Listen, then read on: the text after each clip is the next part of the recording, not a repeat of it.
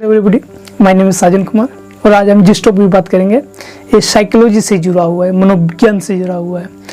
हम सब जब ऐसे लोगों को देखते हैं या ऐसे पर्सन को देखते हैं जो खुद को इतना इम्पोर्टेंट देना, दूसरे सामने वाले पर्सन को इतना नीचा दिखाना या ऐसे बिहेव करना, ऐसे ये हट करना जिससे कि सामने वाले लोगों को एक बुरा फील होता है। जब भी ऐसे लोग हमें मिलते हैं तो ऐसे लोगों को इंग्लिश में नार्सिसिस्टिक कहते हैं, आम भाषा में बोला जाए तो नार्सिज्म कहते हैं। ऐसे लोग हमें एक लेवल के बाद मिलते हैं, जिससे कि किसी को ये होना कि मैं लंबा हूँ, ये उसे घमंड होना, या किसी को ये लगना कि मैं इतना सुंदर हूँ, ये घमंड होना, कुछ भी व्हाटएवर, इस तरह के लोग हमें मिलते हैं। हम जब उनसे मिलते हैं तब उसे फर्स्ट टाइम उसे इस तरह से बात करते हैं या इस तरह से मिलते हैं जिससे मैं एक्चुअल में उसका अंदर का रियलिटी देख ही नहीं सकते। उसके बाद कुछ समय के बाद या कुछ टाइम के बाद वो इस तरह से बिहेव करता है, इस तरह से वो एक्चुअल में बाहर होते हैं कि बाद में पता चलता है कि इस तरह के लोग होते हैं।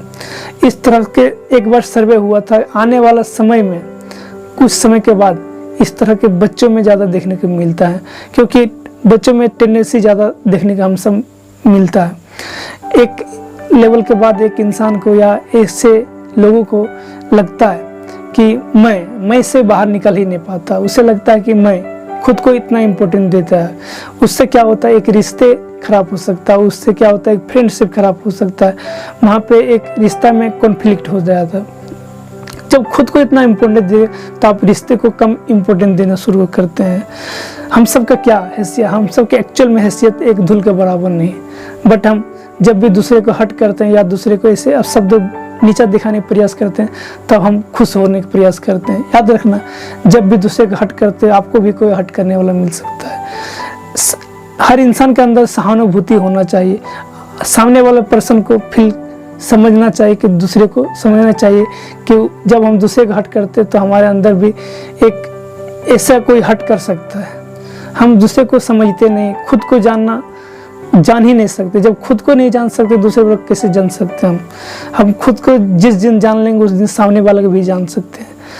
इस दुनिया में अनलिमिटेड प्लेनेट है, अनलिमिटेड इंसान है।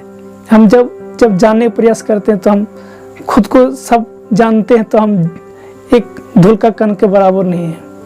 तो किसी को हट करने से पहले 5 बार सोचना चाहिए कि दूसरे के इंसान को हट करने से पहले खुद को सोचना चाहिए। एक लड़का था जिसका नाम नार्सिसिज्म था, उससे एक दिन इतना घमंड हो गया था, इतना उसको सेल्फ कॉन्फिडेंस हो गया था कि एक दिन उसे खुद अपने आप को ख़त्म कर लिया था। जिस दिन आपको लगने लगेगा कि मेरे सिवा कोई है ही नहीं, मेरे से अच्छा कोई है नहीं, मुझे से लंबा कोई नहीं है, तो आप उस दिन से एक्चुअल में आपको अंदर से ख़त्म होना शुरू हो जाएगा। ईगो, सेल्फ कॉन्फिडेंस होना गलत बात नहीं, लेकिन इतना ओवर सेल्फ कॉन्फिडेंस होना जो कि आपको ख़त्म कर सके। दूसरे को पर्सन को हमेशा समझना चाहिए कि सामने वाला पर्सन को या हमें जो सोसाइटी में रहते हैं, जो रिलेशंस रहते हैं, इतना उसको भी लेके चलना चाहिए। नहीं, ऐसे लोग क्या होते हैं, न तो इनसे रिश्ता चल पाता है, नहीं तो इससे फ्रेंडशिप चल पाता है। हमेशा टॉक्सिक रिश्ते बनते हैं और इस तरह के लोग समाज में एक नेगेटिविटी हमें छोड़ते हैं। इस तरह के ना तो हम बच्चे में इस तरह के शिक्षा दे सकते हैं, ना तो इस तरह से हमें उसे नॉलेज दे सकते हैं, जो कि आने वाले समय में इस तरह से ज़्यादा हमें देखने को मिल सकता है। इस तरह से लोगों से रिएक्ट मिलता है कि हमें उस बच्चों में, जिस तरह बच्चा एक अपने आप को सेंटर में रख के देखता है कि मैं हूँ, ये मेरा फादर है, ये दुनिया है। हम सबको भी लगता था कि मैं क्या हूँ।